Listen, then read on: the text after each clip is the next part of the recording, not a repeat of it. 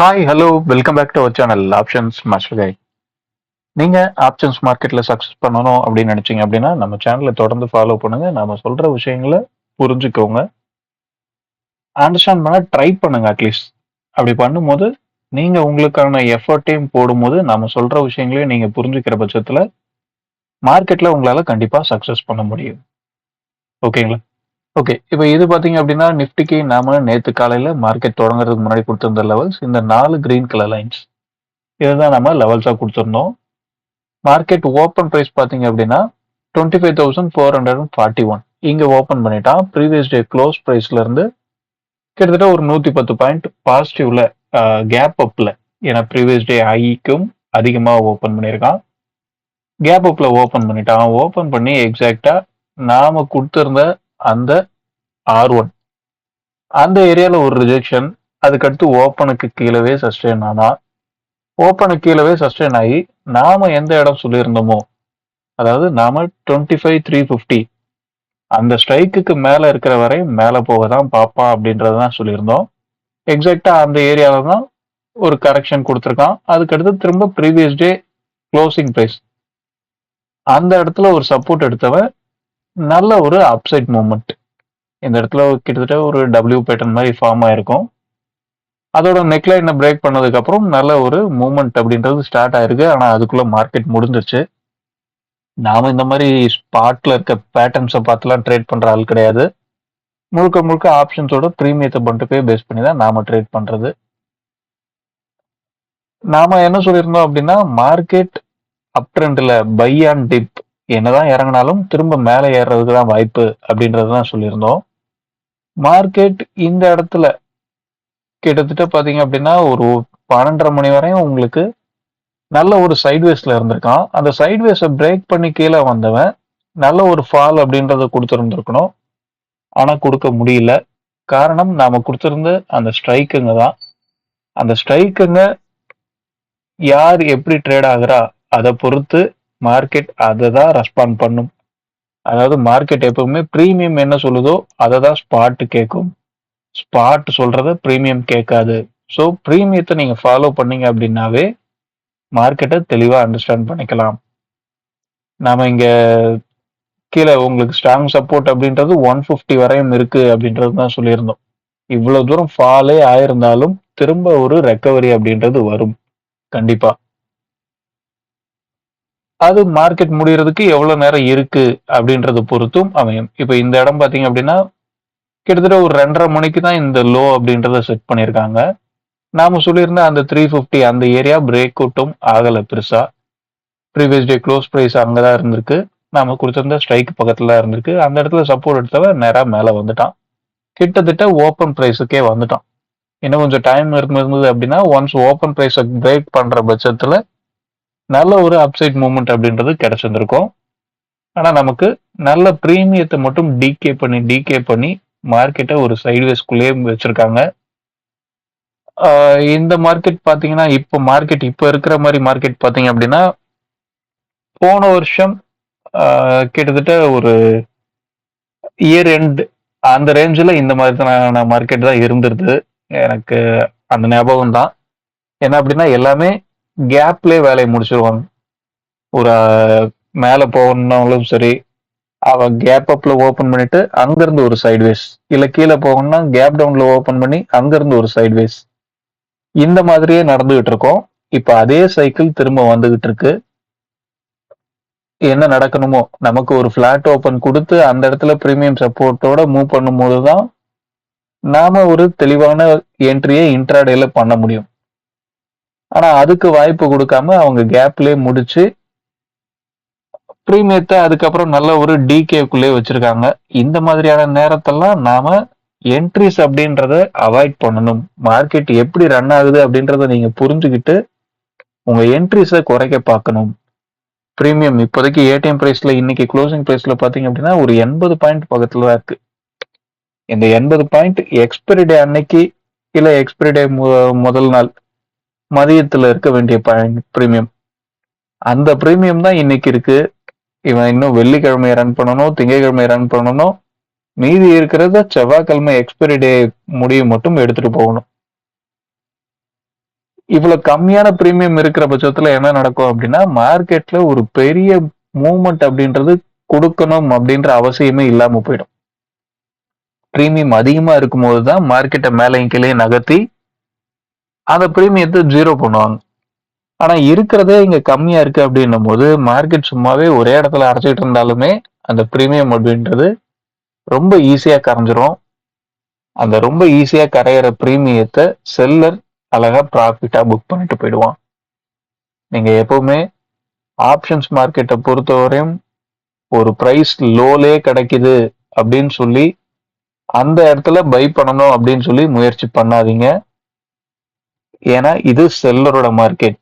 இந்த செல்லரோட மார்க்கெட்ல premium already இல்ல அப்படின்ற பட்சத்துல ஒரு லோ அப்படின்றத செட் பண்றான் அப்படின்னா திரும்ப அந்த லோவை பிரேக் பண்ணதா பார்ப்பாங்க. ஏன்னா ஒரு லோ பிரேக் ஆகி புது புது லோ வந்தாதான் செல்லரால ப்ராஃபிட் அப்படின்றத பண்ண முடியும். ஸோ எப்பவுமே ஒரு பிரேக் அவுட் ட்ரேட அதுக்கு உண்டான ஸ்ட்ராட்டஜியை நீங்க பில்ட் பண்ணுங்க. நீங்க ஒரு லோலே பை பண்ணுவேன் அப்படின்னு சொல்லி பை பண்றதை காட்டிலும் இந்த பிரேக் அவுட்ல கிடைக்கிற ப்ராபபிலிட்டி வின்னிங் ப்ராபபிலிட்டி அப்படின்றது கண்டிப்பாவே அதிகமா இருக்கும். அதே நேரத்துல எல்லா நாளும் நான் ட்ரேட் பண்ணுவேன் அப்படின்ற நினைப்புலயும் இருக்காதீங்க. எல்லா நாளும் நம்ம ட்ரேட் பண்றதுக்கு இது பையரோட மார்க்கெட் கிடையாது. இது செல்லரோட மார்க்கெட். செல்லரோட மார்க்கெட்ல செல்லர் தான் டெய்லியுமே இன்ட்ராடேல செல் பண்ணிட்டு இல்ல பொசிஷன்லாம் எடுத்துட்டு போயிட்டு எப்படி வேணாலும் அவனால ப்ராஃபிட் பண்ண முடியும். ஆனா பையால அது ஒன்றும் எல்லா நாளும் கரெக்டா பண்ணிட முடியாது. மார்க்கெட் முடிஞ்சதுக்கு அப்புறம் நீங்க சார்ட்டை பார்த்து என்ன வேணாலும் கோடு போட்டு இங்க நான் இதை பண்ணியிருப்பேன் அதை பண்ணியிருப்பேன் அப்படின்னு யார் வேணாலும் எதை வேணாலும் சொல்லலாம். ஆனா லைவ் மார்க்கெட்ல அவங்களால அதை எந்த அளவு கன்சிஸ்டண்டா பண்ண முடியுது அப்படின்றதுல அங்க விஷயமே இருக்கு. ஸோ உங்களோட ஸ்ட்ராட்டஜி எல்லா நாளும் பை பண்ற மாதிரி இருந்தது அப்படின்னா அதை அட்ஜஸ்ட் பண்ணுங்க. அதுல கரெக்ஷன் எடுத்துட்டு வாங்க. எல்லா நாளும் பை பண்ணி இங்க ப்ராஃபிட் அப்படின்றத பண்ண முடியாது. நம்ம ஸ்ட்ராட்டஜி எப்படி இருக்கும் அப்படின்றது நிறைய பேருக்கு தெரியும். எல்லா நாளுமே நாம என்ட்ரி அப்படின்றத இருக்காது நம்ம ஸ்ட்ராட்டஜில. அதுதான் உங்களுக்கு எப்பவுமே ஒரு சேஃபான சைடா இருக்கும். ஒரு என்ட்ரியை நீங்க எடுத்துட்டீங்க அப்படின்னா தான் லாபம் இல்லை நஷ்டம் அதுக்குள்ள போவீங்க. என்ட்ரி அப்படின்றது எடுக்கவே இல்லை அப்படின்னா லாபம் நஷ்டத்துக்குள்ளே போக மாட்டீங்க. உங்க கேபிட்டலை சேஃபா வச்சுப்பீங்க. அடுத்த ஒரு என்ட்ரி எந்த இடத்துல ரிஸ்க் எடுக்கணுமோ அந்த இடத்துல உங்களுக்கு அந்த என்ட்ரி எடுக்கக்கூடிய மனப்பக்குவம் வரும். உங்களுக்கு நீங்க பாட்டு தேவையில்லாத இடத்துலலாம் என்ட்ரி எடுத்து லாஸ் பண்ணிக்கிட்டே இருந்தீங்க அப்படின்னா உங்களோட கான்ஃபிடென்ட் அப்படின்றது பிரேக் ஆகிட்டே இருக்கும். நாம அதனாலதான் இதெல்லாம் சொல்றது. தொடர்ந்து ஃபாலோ பண்ணு. சரிங்களா? ஓகே. இப்போ நம்ம இதெல்லாம் ரிமூவ் பண்ணிட்டு இன்னைக்கு உள்ள லெவல்ஸ் இன்னைக்கு பிரீமியம் என்ன சொல்லுது அப்படின்றதெல்லாம் வாட்ச் பண்ணுவோம். ஓகே. இன்னைக்கு உள்ள லெவல்ஸ் மார்க் பண்ணியாச்சு. என்ன அப்படின்னா 25,610, 25,540, 25,379, 25,289. இதுதான் நாம இன்னைக்கு உண்டான லெவல்ஸா எடுத்திருக்கு. இந்த லெவல்ஸை தாண்டி பிரீமியம் அப்படின்றது மார்க்கெட் 25,400 இந்த ஸ்ட்ரைக்குக்கு கீழே நின்று பிரீமியம் சப்போர்ட் அப்படின்றது கிடைக்கிற பட்சத்துல டவுன் சைட்ல ஒரு நல்ல மூவ் எதிர்பார்க்கலாம். இருந்தாலுமே மார்க்கெட் இப்பயும் அந்த பை அண்ட் டிப் அந்த கண்டிஷன்ல தான் இருக்கு. என்னதான் இறங்கினாலும் திரும்ப ஏறதுக்கு தான் வாய்ப்பு. என்னதான் இறங்கினாலும் திரும்ப ஏற வாய்ப்பு அப்படின்னு சொல்லி ஒரு கால் ஆப்ஷனை காலிலே பை பண்ணி வச்சுக்கிட்டு அது ஒரு லோவை பிரேக் பண்ணும்போதோ இல்ல உங்க ஸ்டாப் லாஸை ரீச் பண்ணும்போதோ ஸ்டாப் லாஸ் கொடுக்காம ஆவரேஜ் பண்ணிக்கிட்டு இருந்தீங்க அப்படின்னா உங்க கேபிட்டலை யாராலையும் காப்பாற்ற முடியாது. நீங்களே என்னதான் முயற்சி பண்ணாலும் உங்க கேபிட்டலை உங்களால காப்பாற்ற முடியாது. உங்க கண்ணு முன்னாடியே உங்க கேபிட்டல் காலி ஆகும். ஒரு பையர் அப்படின்றவன் எப்பவுமே ஆவரேஜ் ஒரு லாஸ்ட்ல இருக்கும்போது ஆவரேஜுக்குள்ள போகவே கூடாது. ப்ராஃபிட்ல இருக்கும்போது கூட நீங்க ஆவரேஜ் பண்ணிக்கலாம். லாஸ்ட்ல இருக்கும்போது கண்டிப்பா ஆவரேஜ் அப்படின்றத பண்ணவே பண்ணாதீங்க. நாம சொல்ற விஷயங்கள்லாம் ஏன் இப்படி சொல்றோம் அப்படின்றத பிரீமியத்தை மட்டுமே வாட்ச் பண்ணுங்க. நாம இந்த லெவல்ஸ் எல்லாம் எடுக்கிறது இன்னைக்கு பாத்தீங்க அப்படின்னா ஏடிஎம் ஸ்ட்ரைக் நாம இன்னைக்கு ஏடிஎம் ஸ்ட்ரைக்கா எடுத்திருக்கிறது 25,450 அந்த ஸ்ட்ரைக்கை தான் ஏடிஎம் ஸ்ட்ரைக்கா எடுத்திருக்கோம். அந்த ஸ்ட்ரைக் கூட கால் புட்டோட நேத்தையே க்ளோஸ் பிரைஸ் அதுங்களை பேஸ் பண்ணி தான் இந்த லெவல்ஸை நாம எடுத்திருக்கோம்.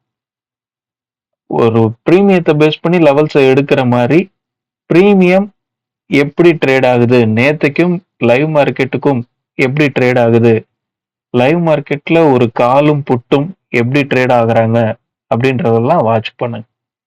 இப்படி நீங்க வாட்ச் பண்ணீங்க அப்படின்னாவே மார்க்கெட் அடுத்து என்ன சொல்ல வருது அப்படின்றத தெளிவா புரிஞ்சுக்க முடியும். ஓகேங்களா? நேத்தே பார்த்தீங்க அப்படின்னா சென்செக்ஸோட எக்ஸ்பெரிலையும் நாம என்ன சொல்லியிருந்தோமோ அதே விஷயங்கள் தான் நடந்திருந்தது. நாம சென்செக்ஸை பொறுத்த வரையுமே மார்க்கெட் 600க்கு மேல இருக்கிற வரையும் மேல போக தான் பார்க்கும் அப்படின்றது தான் சொல்லியிருந்தோம். ஓப்பன் பிரைஸ் பார்த்தீங்க அப்படின்னா ஓப்பன் பிரைஸ் உங்களுக்கு நல்ல ஒரு பாசிட்டிவ்ல தான் ஓப்பன் பண்ணியிருந்தாங்க. ப்ரீவியஸ் டேவோட க்ளோசிங் பிரைஸ் நமக்கு 82 700 பக்கத்துல இருந்தது. அவங்க ஓப்பனே பார்த்தீங்கன்னா 8300 கிட்டத்தட்ட 400 பாயிண்ட் பாசிட்டிவ்ல தான் ஓப்பன் பண்ணியிருந்தாங்க. ஓப்பன் பண்ணி கீழே வந்தவனாலும் ப்ரீவியஸ் டேவோட ஹை இல்ல ப்ரீவியஸ் டேவோட க்ளோஸ் பிரைஸ் அந்த ஏரியால ஒரு சப்போர்ட் எடுத்து திரும்ப ஒரு ரெக்கவரி அப்படின்றத கொடுத்துட்டாங்க. இதெல்லாம் ஏன் நம்மளால முன்னமே சொல்ல முடியுது அப்படின்னா பிரீமியத்தை நாம க்ளோஸா வாட்ச் பண்றதால தான். நீங்களும் பிரீமியத்தை வாட்ச் பண்ணுங்க. பிரீமியத்தை எப்படி வாட்ச் பண்ணணும் அப்படின்றத புரிஞ்சுக்கோங்க. ஒவ்வொரு ஸ்ட்ரைக்ல இருக்க கால் புட்டோட high low LTP previous day close price இவ்வளவுதான் அதுல விஷயமே. அதை தாண்டி வேற எதுவுமே அதுல கிடையாது. ஆப்ஷன்ஸ் மார்க்கெட் ரொம்ப சிம்பிளானது. இதை காம்ப்ளிகேட் பண்ணிக்கிற பட்சத்துல தான் உங்களுக்கு லாஸ் அப்படின்றது வரும். இதை சிம்பிளா புரிஞ்சுக்கிட்டு மணி மேனேஜ்மெண்ட்டையும் நீங்க பண்ணிட்டு ஒரு டிசிப்ளினா இங்க ட்ரேட் பண்ணீங்க அப்படின்னா உங்களோட கேபிட்டல் உங்க கண்ணு முன்னாடி க்ரோ ஆகும். புரியுதுங்களா? இதை ரெகுலரா ஃபாலோ பண்ணுங்க. வீடியோ பிடிச்சிருந்தா லைக் பண்ணுங்க. ஆப்ஷன்ஸ் ட்ரேடிங் பண்றவங்க நண்பர்களுக்கு ஷேர் பண்ணுங்க. மீண்டும் அடுத்த ஒரு வீடியோவில் சந்திப்போம். தேங்க்யூ. பை.